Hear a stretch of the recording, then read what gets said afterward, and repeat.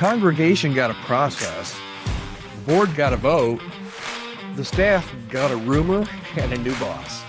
12 to 18 months of search, a new first chair senior pastor arrived. And the people who kept the church running the whole time, your associate pastor, your worship pastor, your kids director, maybe they found out the same way that the lobby did. We're going to talk about succession and communication today on the Healthy Church Staff podcast. This is not a how-to on running a pastoral search. We've talked about that on other podcast editions. This is the view today from the seat that doesn't get a vote, and that's usually your staff. Hi there, my name's Todd Rhoades, one of the co-founders over at chemistrystaffing.com. I hope you'll check us out at chemistrystaffing.com.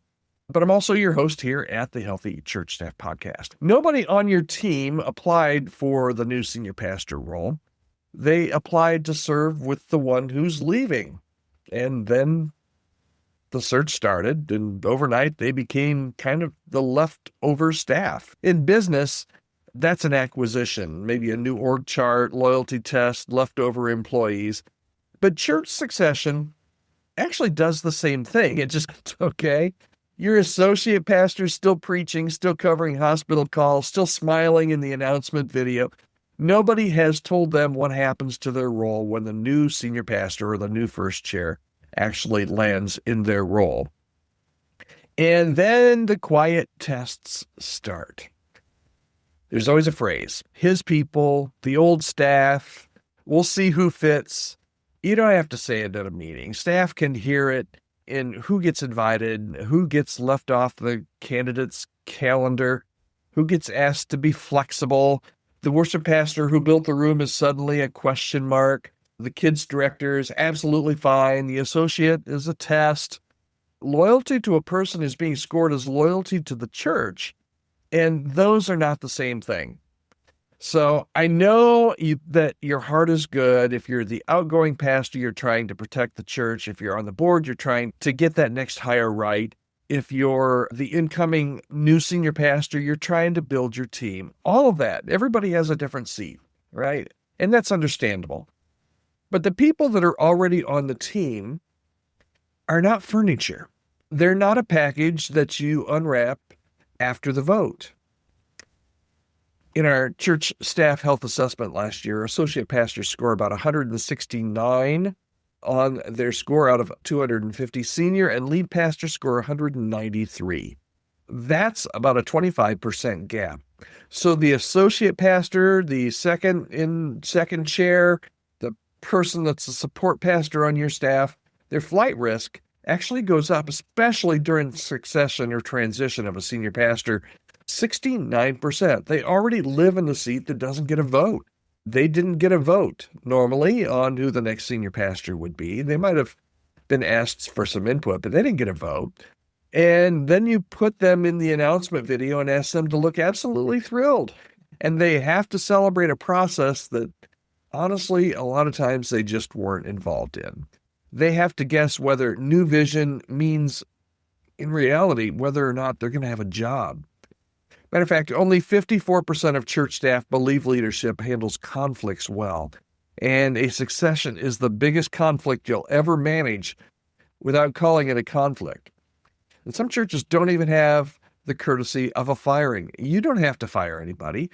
You can just stop including them. Change the reporting line. Hire your next person next to them. Let the role shrink until they leave on their own. It's not right. That's just nothing more than silent replacing. It's cleaner for the board. It's brutal for the staff person. And your associate pastor and the people on your staff don't need rumors. They need a sentence. Here's what to expect. Here's what's going to happen to your role. And even if that sentence is hard, an honest no is kinder than an 18-month maybe. Let me repeat that. That's really important. An honest no is kinder than an 18-month-old maybe. Okay? So what does it look like to put your staff in the process without turning them into a search committee? Churches struggle about this all the time. As somebody at Chemistry Staffing that helps churches and search committees do staff searches and senior pastor searches all the time. we see this. Here's the deal. Okay. Staff don't need a vote. They don't. A lot of staff wouldn't even want to vote if you offered it to them. But they do need three things, okay? They need a real briefing, they need a real ask, and they need a real sentence about their role. Okay, let's start with the real briefing. It's really simple. Here's where we are. Here's what the timeline is on the new hire. And here's what is, and here's what isn't decided. That's a real briefing. And that real briefing needs to be pretty consistent and pretty regular throughout the process. There's nothing worse than not communicating. Staff members need to be communicated with. So that's the real briefing. The real ask. Here it is. What do you need in a first chair, in a senior pastor to do your job well? That's data. That's including the staff. They don't get the vote, right? But they do get to be asked, what are you looking for? What would you love to see in your next senior pastor? Because you're a part of this church too. That's data. Make sure you use it. All right. So that's the real briefing, the real ask. And finally, the real sentence about their role. Are they going to stay? Is the role going to change? Or is it on the table? And when they'll know that information. If staff are finding things out in the lobby, believe it or not, you're too late. If the handoff already happened and nobody sat down with the leftover team, the staff that you currently have, you're still not too late. You're just way overdue. So here's the bottom line for today. Your congregation got a process. The board got a vote. If your staff only gets a rumor, you didn't do succession. You did a surprise. So I know this one stings. I know this one's hard. And one of the reasons it's so hard is because many churches, thankfully, don't have to look for a senior pastor often. So they don't really know kind of the guardrails that they need to put up. They have a lot of things they're thinking about. They got to think about the congregation. They got to think about the staff. They need to think about the next person. They need to, all different kinds of things. And things fall through the cracks if you're not careful. One of the things we do at Chemistry Staffing is help churches with senior pastor searches and especially with succession searches.